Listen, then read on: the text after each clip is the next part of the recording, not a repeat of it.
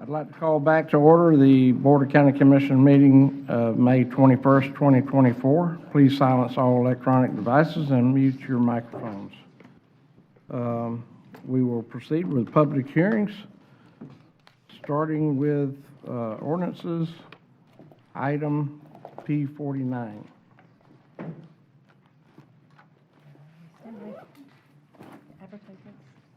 That is me. Good afternoon, everyone. There, I found it. It's so skinny. Hold on one second. All right. I couldn't find it. No It was so worries. skinny. No worries. No worries at all. I think All right. she's on cue. All right, so P49 was advertised in the Tampa Bay Times, May 5th, 2024. I apologize. That's okay.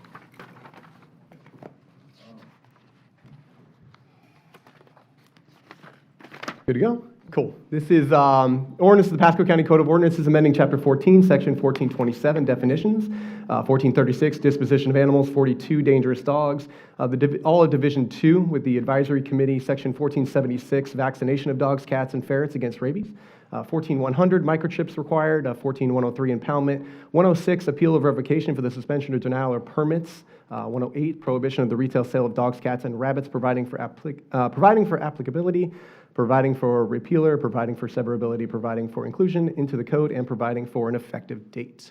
This was first presented to you all on April 23rd for approval, and it was advertised in the Tampa Bay Times on May 5th. Would you all like a presentation? I wouldn't. How about the board? You good? You good? I'm good. Okay, I have we're my- good.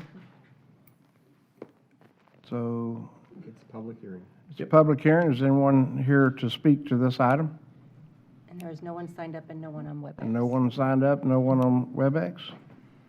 And I see no one coming forward. I close public hearing on it. Move. Second. I got a motion and a second. All those in favor, and I believe it's roll call vote? Yes, sir. District 2, Commissioner Waitman. Aye. District 3, Commissioner Starkey. You have a paper clip? District 3, Commissioner Starkey. Aye. District 4, Commissioner Yeager. Aye. District 5, Commissioner Mariano. Aye. District 1, Chairman Oakley. Aye. Motion passed 5-0. Thank you all. Okay. We move on to P50. Okay, P50 was advertised in the Tampa Bay Times, April 24th, 2024, May 1st, May 8th, and May 15th, 2024. Good afternoon, Mr. Chairman. Victoria's Pitos, Planning and Economic Growth.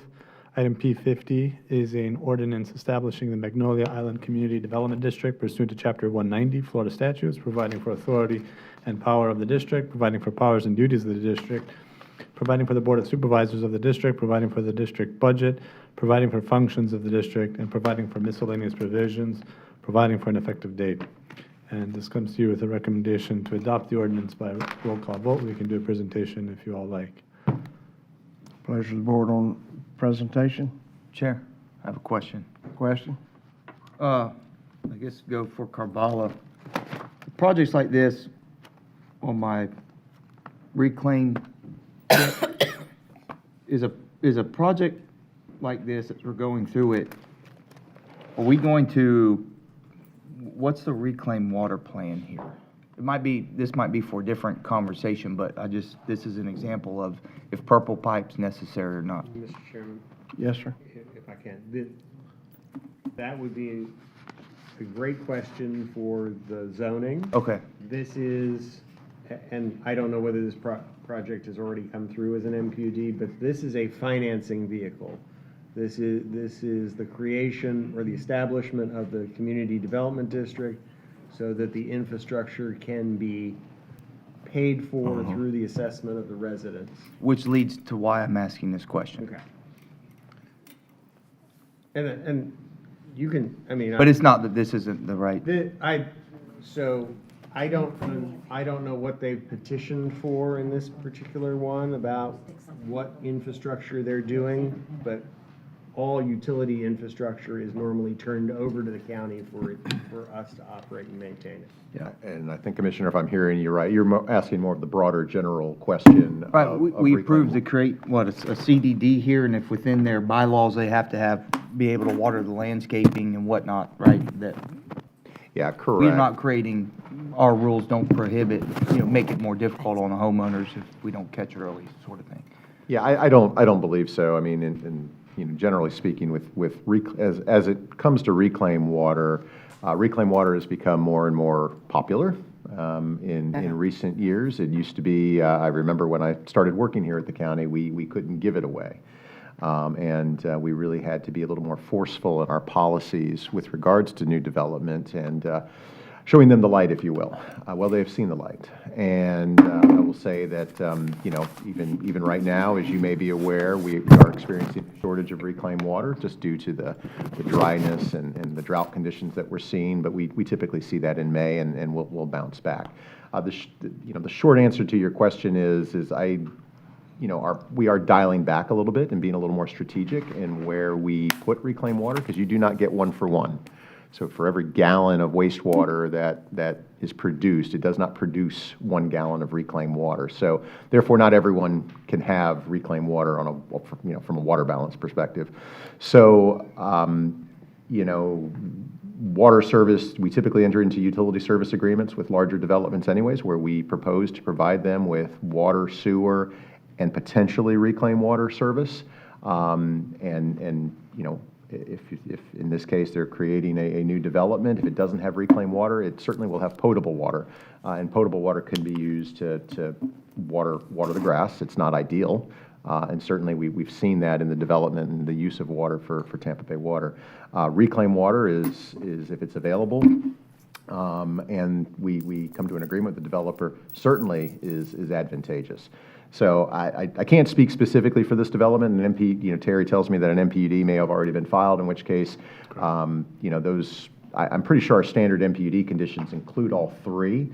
Now, whether or not we actually provide it is, again, dependent upon availability. So the board recently adopted and approved earlier this year a reclaimed water, an update to the reclaimed water supply models, which will help our utility team be able to figure out where we're going to source as well as distribute reclaimed water in the future. I would be happy to have the utilities team, come back and present at some later date what our plan is and our thoughts are on reclaimed water and reclaimed water use, whether that's at a workshop, whether that's here at a board meeting, or just individually to brief you. I'm happy to do that because it is a precious commodity, and water resources are important, especially being here in the state of Florida. Mr. Chairman, Yes, sir. based on the petition that was filed in this project, they are constructing water, wastewater, and reclaimed. Wow. Yeah, All right. Yeah, this is utilities for the VOPH is where it's coming to. good deal. Okay. Well, this was just an example of what we were talking about earlier with reclaim. So, all right, You okay? I'm good. Okay. Is anyone signed up to speak for this item? No, sir. Anyone? Anyone in the audience wish to speak to this item? Seeing no one, we'll close public comment. Yes? Move approval? Second. I got a motion and a second by roll call vote. District 2, Commissioner Waitman. Aye. District 3, Commissioner Starkey. Aye. District 4, Commissioner Yeager. Aye. District 5, Commissioner Mariano. Aye. District 1, Chairman Oakley. Aye. Motion passed 5-0. Now we move on to public hearings. Would County Attorney wish to go through the procedures?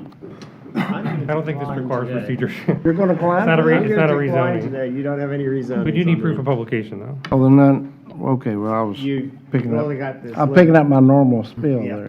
there. So, All right, so Okay. P51. P51. It was advertised in Tampa Bay Times, May 8th, 2024.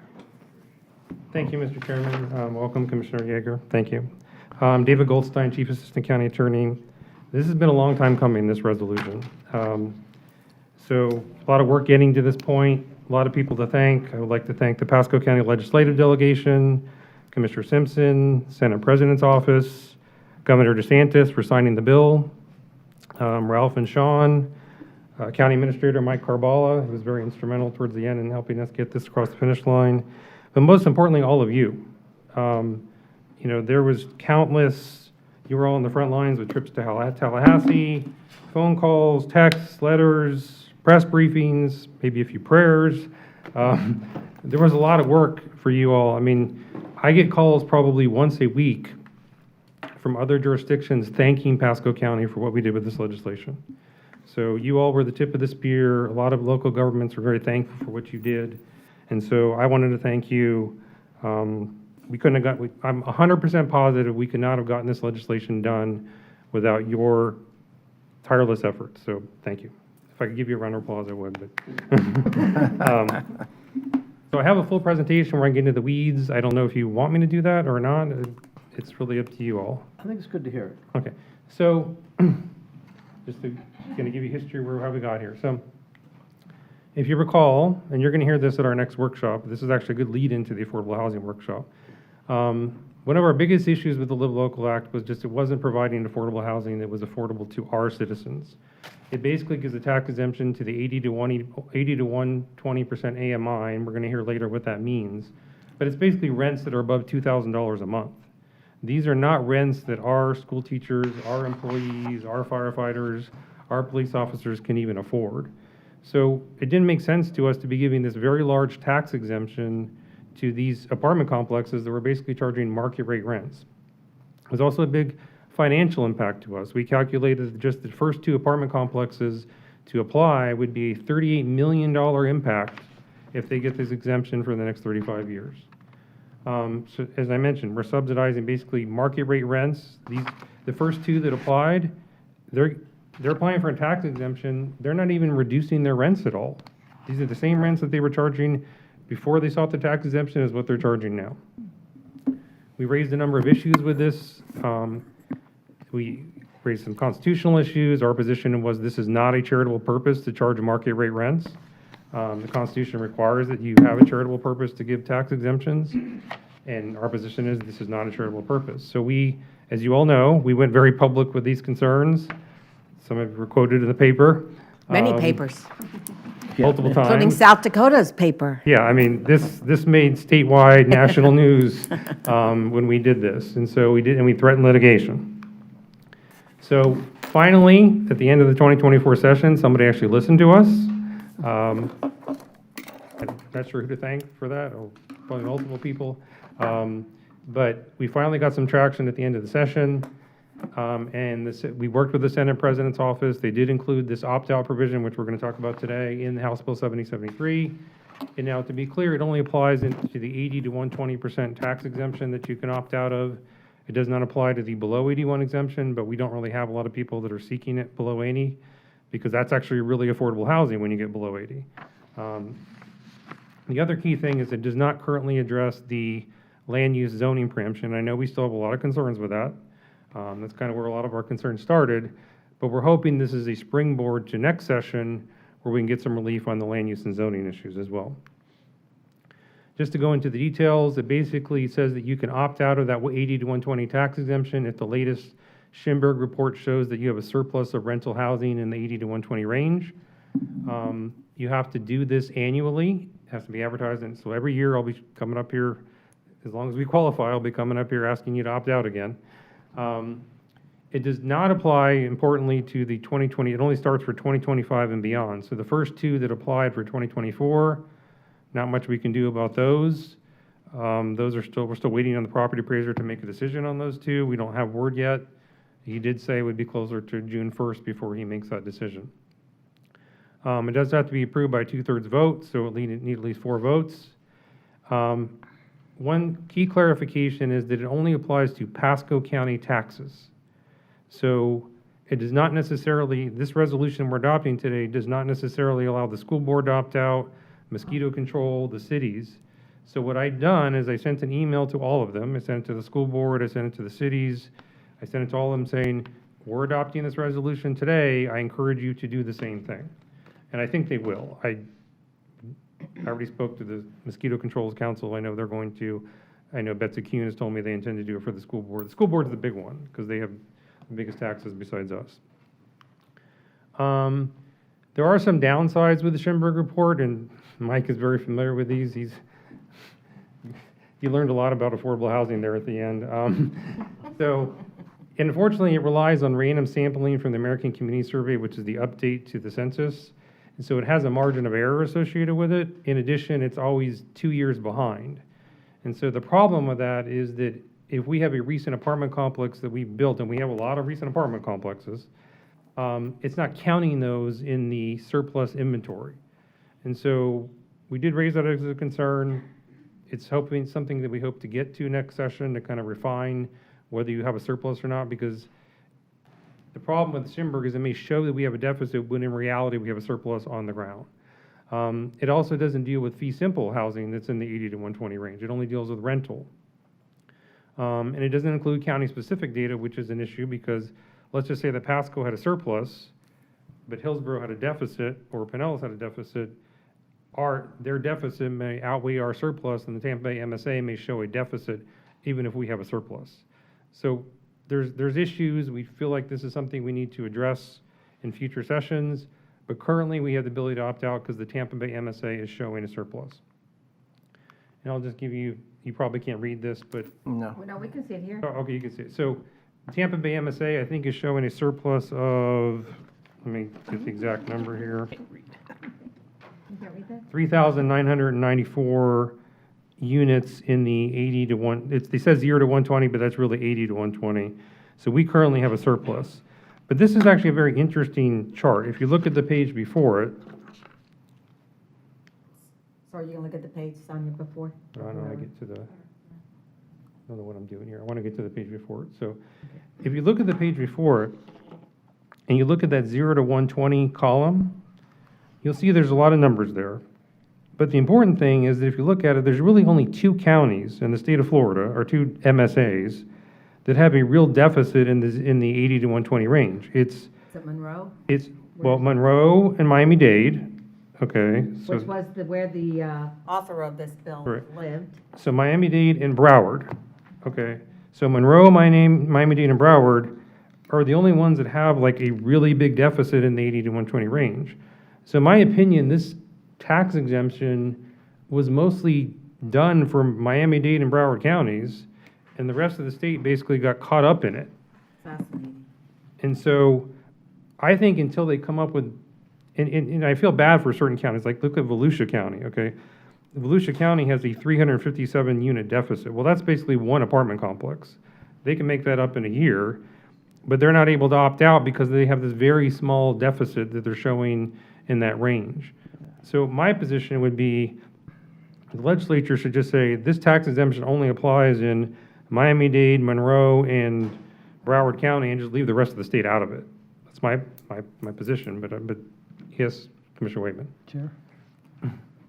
Thank you for the question. Chairman? Yep. Thanks, sir. We met with the apartment lobby, local apartment lobby, I forgot the guy's names, a couple months ago. Yeah. Pasco County does not have a shortage. There's a healthy supply of apartments in Pasco County, and they admitted it to us in our office. So I just think that's important to have on the record. Oh, I think we absolutely can demonstrate that even the Tampa Bay MSA is showing a surplus currently.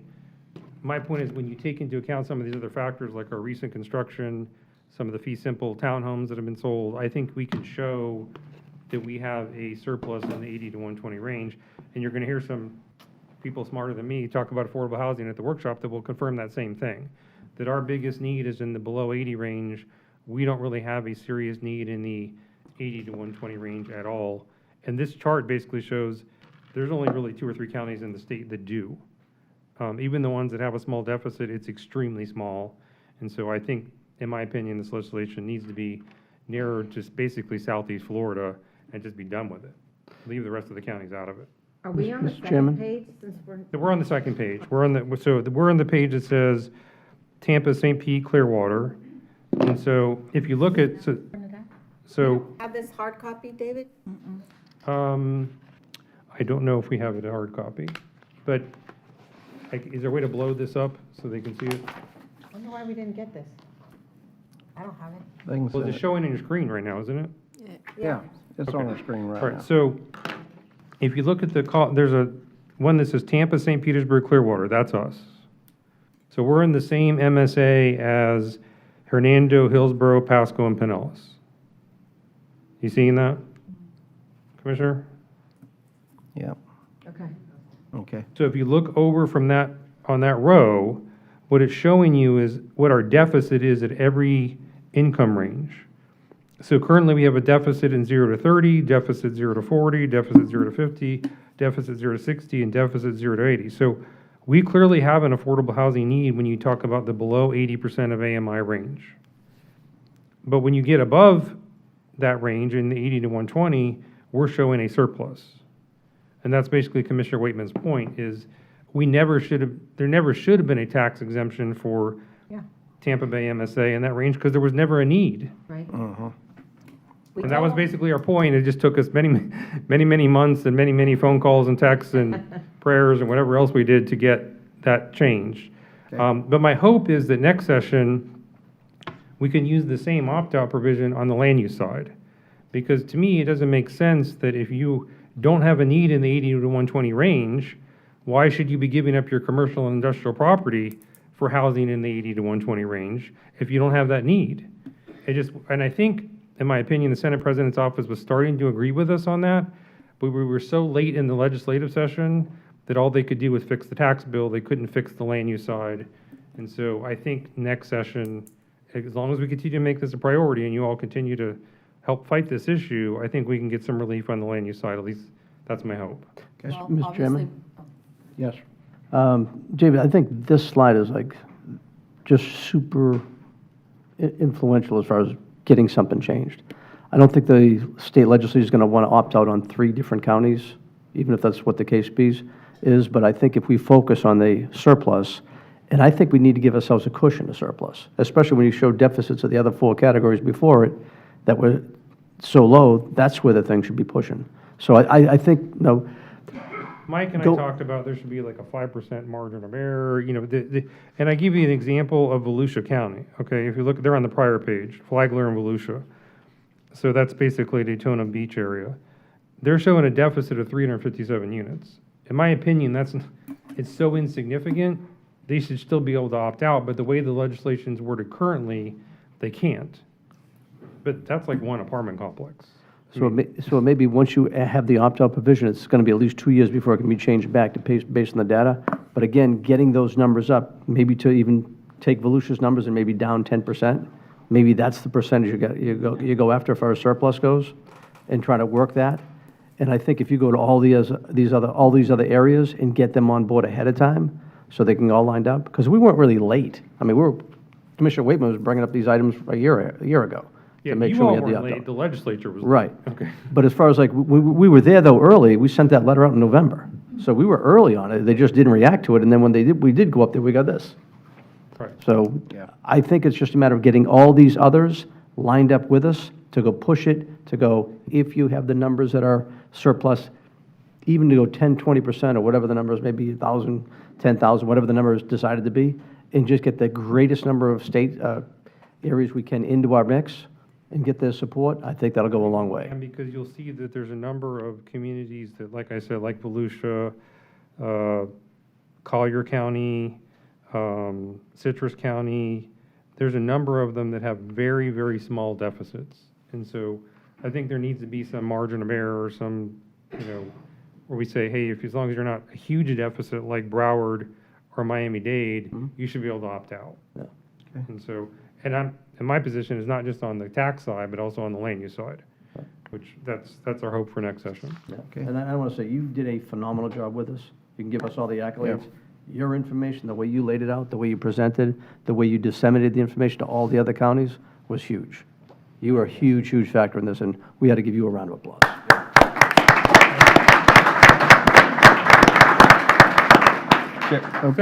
So, work's not done, as we just talked about. We did reserve our right in the resolution to sue if we can't opt out in the future, because that's always a possibility. But we're currently not recommending that we litigate it on the tax side, because we kind of got most of the relief we needed through this bill. We still have the standing direction for our office to litigate on the land use side. So far, we haven't had anybody apply on the land use side that's going to force that litigation, but that's still a standing directive, which we recommend remain in place, at least until we can get that part of the law changed. Again, we recommend that you prioritize live local fixes next session. We still have work to do, as you mentioned, Commissioner Mariano, so I think we're kind of halfway there, and we should, be happy that we got halfway there. But next session, let's try to get this fully. All right. Pleasure of the board. One question for David. Yeah. So the two that are going. Time's of the essence. so- Yeah, no, well, this is like the critical one. We got the two that have applied to get the exemption. It goes before the property appraiser to make the decision, correct? Yes. So what you say, and what you said, and I agree with, if it's not a charitable cause, they shouldn't be able to apply. Does that still hold So ground? we've given that argument to the property appraiser. He's fully aware of that argument. I can't tell you definitively what he's going to do with that argument. But yes, I sent him a 7-page brief about all the arguments about why it's not a charitable purpose. Okay. So do you think we should be sending as a board a letter to him saying, here's why we think you should be denying those based upon these instances? Jeff, do you have thoughts on that issue? I mean, I've sent him our arguments about why it's not a charitable purpose. Do you think it's helpful at all to have the board do that too? Okay. I can guarantee he's fully aware of them, because I've had multiple conversations with him and sent him our legal arguments, so, but Okay. it's up to the board, I guess. I mean, he is a separate elected constitutional officer, and he makes his own decisions. If the board wishes to weigh in, they can, but I don't know that he's gonna make his decision based on Facts. what he thinks is Right. the state of the law. Okay, this is a public hearing. Does anyone in the audience wish to speak to this item? I think Commissioner. Commissioner Waitman Waitman has has one some. question. Okay, Mr. Waitman. Thank you, Chair. Yeah, I so don't mind supporting a letter or what we need to do, considering one of these sites is an existing apartment complex at Wesley Chapel Boulevard and 56. It's been around for a number of years and was never intended to be an affordable housing product. It was classified to be Class A multifamily living with amenities in the heart of the District 2 and Wesley Chapel area, right next to the outlet malls and all the action that's going in. So I just felt the need to say that. Mr. Chairman? No, my turn. My Okay. turn. All right. If these apartment complexes are successful and coming up our tax rolls, is it only for the 1 year? So it's an interesting question. They have to apply for this every year. We'll tell you that there's at least an argument based on the language the wording of the existing language, that because you're adopting this resolution before it's granted, if it's granted, it does give us an argument that they don't get it. This is the last year they would get it. The only year. It gives us an argument. I can't tell you it's a definitive argument, because it's Right, new territory. I've spoken to the property appraiser's attorney. It's something he would evaluate next year, is what he told me. So he didn't want to speculate on the answer, but at least this is why I've been kind of in a rush to get this adopted as soon as possible, because it helps us with the argument that this is the last year they would get it. Mr. Mariano? So I think, I'll reemphasize, I think it's important we do send a letter that we've consulted where our attorneys feel strongly that this does not apply as a charitable agreement. And as far as the one in Wesley Chapel, the one in Trinity has got a putting green on it. Certainly not affordable. So I think we need to send a letter stating why we don't think it's appropriate or for it, based upon what our attorneys have told them, and let them have that in front of them and let them decide. Because I think if you allow these two to come in, what's going to stop the others It's precedent. for the following years? Well, hopefully they opt out. So, I mean, I will say the good news is that the only ones that may get grandfathered is the two that applied in 2024. The opt-out basically stops any future ones as long as we continue to qualify for the opt-out. So last question would be, if in fact the property appraiser grants it, can we still go sue and fight it? I think that I would feel better fighting 2025, and the reason is for the reason I just mentioned, is because I think that if we adopt this resolution before the property appraiser grants it, that we have an argument, strong argument, besides our constitutional arguments, we have a strong argument that they're not even entitled to it under the statute. So if you're asking my opinion, I'd want to litigate 2025, not 2024. Okay. And one quick question. Do you recall the amount that will come off our tax rolls if these two are successful? Well, if it's 1 year, their total taxes, I think, that they paid last year was about $1.7 million, so it would be 75% of that. I'm not good at math. But for each one? No, that's a total.